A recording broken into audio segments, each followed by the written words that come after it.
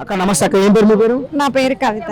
కవిత, ఏం చేస్తుంటారు మీరు? మేము ఆకుకూరలు అమ్ముతాం. ఆకుకూరలు అమ్ముతారు. ఆకుకూరలు, ఓకే. అన్ని రకాల కూరలు అమ్ముతారా? అన్ని ఆకుకూరలు అమ్ముతాం. ఎట్లున్నాయి రేట్లు? అన్ని 20కి 3 ఉన్నాయి. అవునా? రేట్లు పెరిగినాయి అప్పుడు? పెరిగినాయి, ఇప్పుడైతే చాలా రేట్లు పెరిగినాయి. గిరాకీలు కూడా తక్కువ ఉన్నాయి. అక్క ఏం లేదక్క, ఇప్పుడు ఎలక్షన్స్ వస్తున్నాయి, జిహెచ్ఎంసీ ఎలక్షన్స్ వస్తున్నాయి. అంటే గ్రేటర్ మున్సిపల్ కార్పొరేషన్ ఎలక్షన్స్, అంటే మనం కార్పొరేటర్లు ఎన్నుకునే ఎలక్షన్స్ అన్నమాట ఇవి. సో మరి ఏంటి, ఎట్లుంది ప్రభుత్వ పనితీరు, ఎలా ఉంది? అంటే రేవంత్ రెడ్డి మంచిగా చేస్తుందా? 6 గ్యారెంటీలు వస్తున్నాయా మీకు? మాకేం గ్యారెంటీ రావట్లేదు ఇంకా.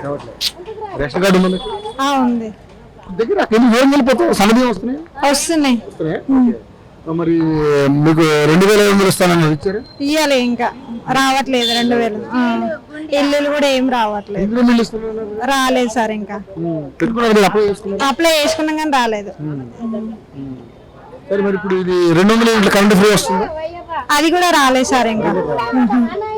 గ్యాస్ 500కి ఆ గ్యాస్ కూడా రాలేదు సార్, గ్యాస్ రేట్ కూడా పెరిగేసింది.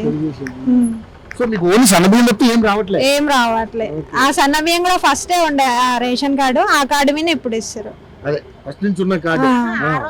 బీఆర్ఎస్ ఉన్న అప్పుడు ప్రభుత్వంలో ఇప్పుడు ఇస్తారు. బాగున్నాయి బియ్యం, అంత ఉసుక మట్టి, నల్ల మట్టి ఉసుక అట్లా ఉంది సార్. మరి ఇప్పుడు అంతకుముందు కేసీఆర్ ప్రభుత్వం బాగా చేసిందా, ఇప్పుడు రేవంత్ రెడ్డి ప్రభుత్వం బాగా చేసిందా? కేసీఆర్ ప్రభుత్వమే బాగుంది. రేవంత్ రెడ్డి అంతకంత ఏం లేదు సార్. మరి మిమ్మల్ని కోటీశ్వరులు చేస్తానంటున్నాడు ఆడవాళ్ళు, ఏం చేశాడు సార్ ఆయన వల్ల ఏమైతుంది? రాలేదు సార్, మాకు ఏం రాలేదు. మరి బీజేపీ కూడా ఉంది కదా, బీజేపీ ఎట్లా ఉండబోతుంది? బీఆర్ఎస్ బెటర్ అనుకుంటున్నా, బీజేపీ కన్నా కాంగ్రెస్ కన్నా. అంతే సార్. మరి ఓటు వేయించుకుందామా? అది ఎస్ఐఆర్ అని ఫామ్ ఇస్తున్నారు, మొన్న ఓటర్ ఐడి ఫిల్అప్ చేసిన. అది మంచిదేనా అట్లా చేయడం? అంటే దొంగ ఓట్లు ఉండడం మంచిదా కాదా? దొంగ ఓట్లు ఉండడం మంచిది కాదు, నిజాయితీగానే ఓట్లు వేయాల. మనిషికి ఒక్కోటే నిజాయితీ. మా మనమడు మేము 5 మంది ఉన్నందుకు కిరాయికి ఇస్తలేను.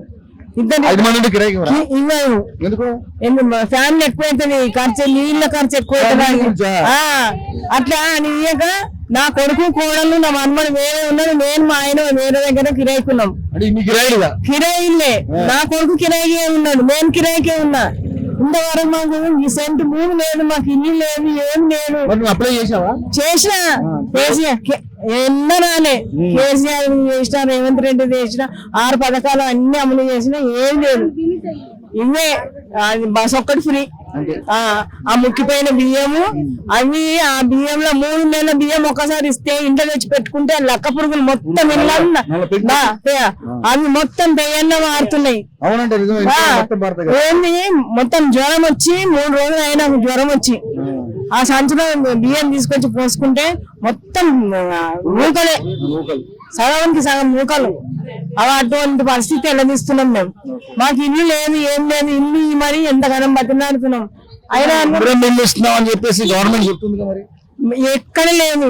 నేను కేసీఆర్ అన్న ఇచ్చింది, కానీ ఇప్పుడు ఏమంటారు 10,000 కట్టుంది, తర్వాత 6 లక్షలు కట్టుంది. అంటే ఈ బసలు పని చేసుకునే వాళ్ళకి అంతంత డబ్బిస్తారా మాకు? అంతంత డబ్బు ఇస్తారా? అంత డబ్బిస్తారా మాకు?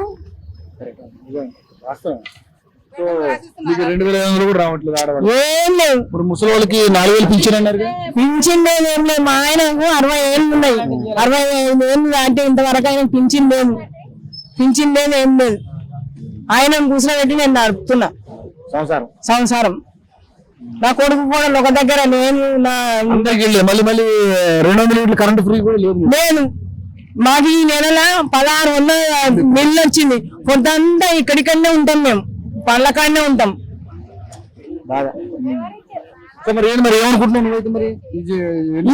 ఈ ప్రభుత్వం మాకు అవసరమే లేదు. ఇంకా కేసీఆర్ నయం ఉండే, వీళ్ళ మీద కేసీఆర్ నయం ఉండే. బతుకమ్మ చీరలని ప్రతి సంవత్సరం ఇచ్చేది. ఈయన బతుకమ్మ చీరలు పోయిన సంవత్సరం అదని ఈ సంవత్సరం ఒక్కొక్కటి పంచుతున్నాడు. అది గ్రూపులు ఉన్న వాళ్ళకంట ఒకటే అందరికీ బ్యాండలు కట్టుకున్నట్టు గాడి బ్యాండర్ కట్టుకుంటారు. ఓకే. సరే మరి ఈసారి మాత్రము ప్రభుత్వం రావాలంటే కేసీఆర్ రావాలి. కేసీఆర్ రావాలి. కేసీఆర్ రావాలి. ఆడవాళ్ళ ఓట్లన్నీ కేసీఆర్ కే రావాలి, కేసీఆర్ గెలవాలి.